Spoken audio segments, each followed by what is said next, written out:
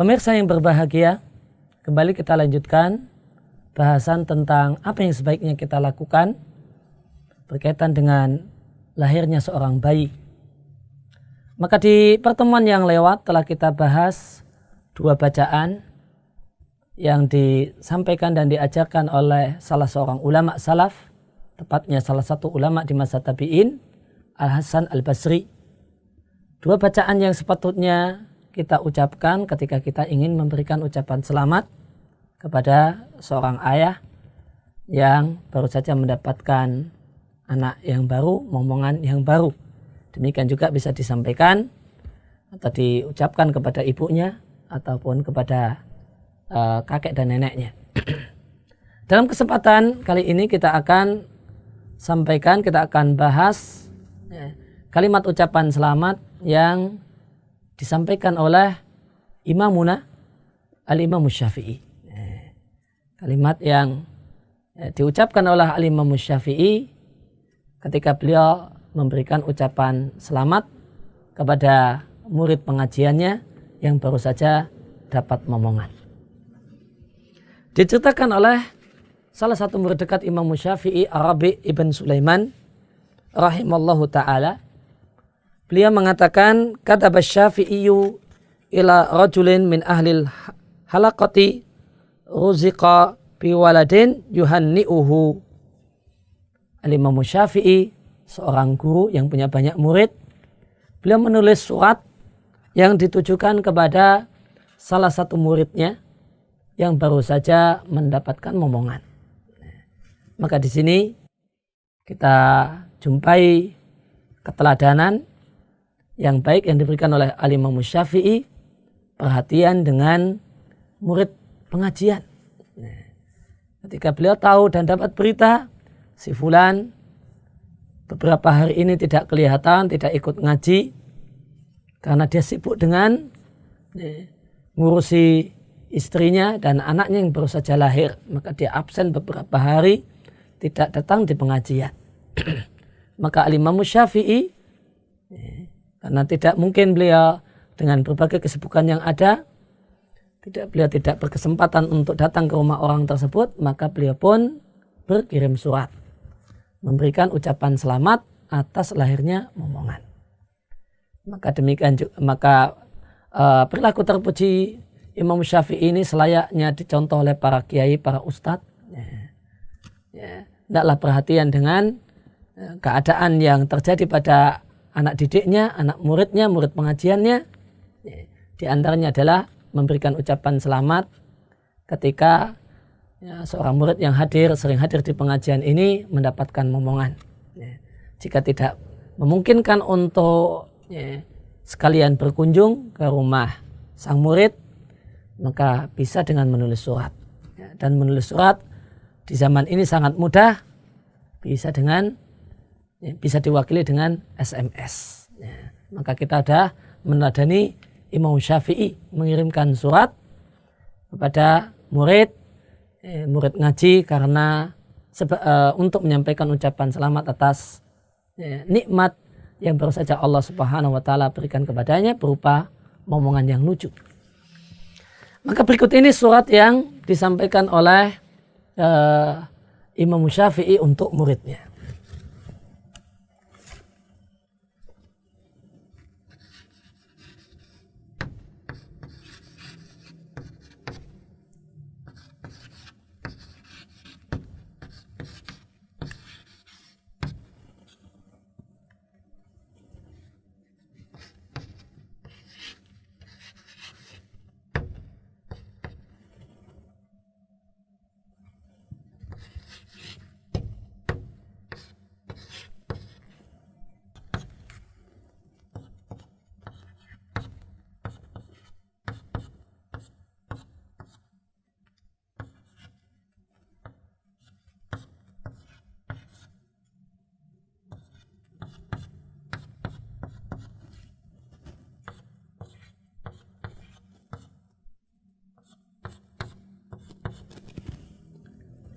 Pemirsa yang berbahagia, ada kalimat panjang doa Imam Syafi'i untuk murid pengajiannya yang baru saja dapat momongan.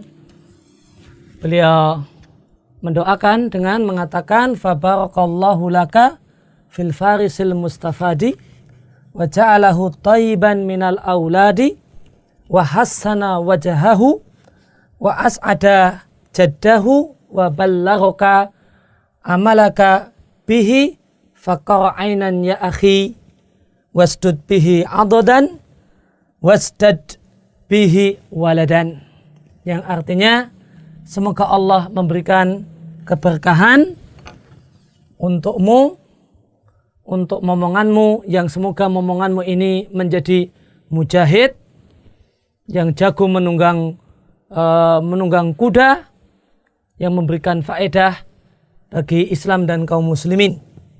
Dan semoga Allah jadikan anakmu tersebut thayyiban minal auladi, anak yang baik. Wa hassana wajahu, Imam Syafi'i doakan agar Allah berikan kepada anakmu wajah yang ganteng, wajah yang tampan. Dan Allah doakan semoga anak tersebut menjadi sebab bahagianya kakeknya dan neneknya. Wa as'ada jaddahu, dan wa ballaghaka amalaka bi, dan semoga Allah wujudkan cita-citamu berkaitan dengan anakmu, harapan-harapanmu untuk anakmu yang lahir ini. Faqara ainan ya akhi, maka selamat wahai saudaraku. Wasdud bihi adodan, dan semoga keluargamu semakin kuat, semakin hebat dengan kehadiran anak ini. Dan tidak lupa Imam Syafi'i mendoakan wasdad bihi waladan, dan semoga engkau semakin bertambah, semoga engkau pun mendapatkan tambahan keturunan lagi. Nah, maka didoakan oleh Imam Syafi'i agar tambah anak lagi. Maka inilah beberapa kalimat yang cukup panjang, doa yang cukup panjang yang disampaikan oleh Imam Syafi'i. Doa agar diberkahi, doa agar menjadi anak yang baik, doa agar menjadi diberi wajah yang ganteng. Maka dari sini kita bisa ambil pelajaran bahasanya waktu yang tepat untuk mendoakan agar anak itu diberi wajah yang bagus, wajah yang ganteng, itu waktu yang tepat menurut Imam Syafi'i adalah setelah lahir. Di masyarakat kita bahkan dibuat satu ritual tertentu ketika belum lahir, agar anak yang lahir adalah anak yang ganteng atau yang cantik. Tapi kalau Imam Syafi'i kita lihat di sini, beliau doakan agar anaknya nanti berwajah yang ganteng, berwajah rupawan setelah dia lahir. Karena meskipun anak ini sudah lahir, maka yang namanya wajah anak kecil itu nanti akan berubah seiring dengan dia semakin besar dan dewasa. Maka satu hal yang tidak salah atau bahkan satu hal yang tepat yang dilakukan oleh Imam Syafi'i, yaitu mendoakan semoga wajahnya ganteng, semoga wajahnya rupawan setelah lahir. Setelah lahir baru Imam Syafi'i mendoakannya. Demikian juga beliau doakan agar menjadi sebab kebahagiaan kakek dan neneknya. Dan beliau doakan agar berbagai cita-cita orang tua berkaitan dengan anaknya ini, itu semoga Allah kabulkan. Dan beliau doakan agar anak ini semakin menjadi kuat dan hebatnya keluarga tersebut, semakin terhormatnya satu keluarga, karena terhormatnya satu keluarga itu juga dipengaruhi oleh kesuksesan dan keberhasilan seorang anak. Ketika anaknya adalah anak yang berhasil, anak yang sukses secara duniawi ataukah secara agama, maka ini akan meningkatkan martabat dan menguatkan keluarga tersebut. Dan terakhir juga beliau doakan semoga anak tersebut menjadi sebab tambahan keturunan untuk orang tuanya. Sebagaimana Allah berikan anak ini, maka Allah berikan anak-anak selanjutnya. Demikian doa Imam Syafi'i yang diriwayatkan oleh Ibnu Asyakir dalam kitabnya Tarikh Dimashq. Maka hal ini menunjukkan bahasanya ada kelonggaran berkaitan dengan bacaan yang kita ucapkan dalam rangka memberikan ucapan selamat, boleh tidak harus kalimat tertentu. Oleh karena itu Al-Imam Syafi'i ngarang sendiri, bikin kalimat sendiri. Namun seandainya ada orang yang mencontoh doa yang dibuat oleh ulama, baik Hasan Al-Basri ataupun Al-Imam Syafi'i, maka itu tentu satu hal yang bagus. Satu hal yang baik daripada ngarang sendiri, ternyata boleh jadi kurang tepat dari sisi makna misalnya. Ya, demikian yang bisa kami sampaikan dalam kesempatan kali ini. Semoga bermanfaat untuk kita sekalian.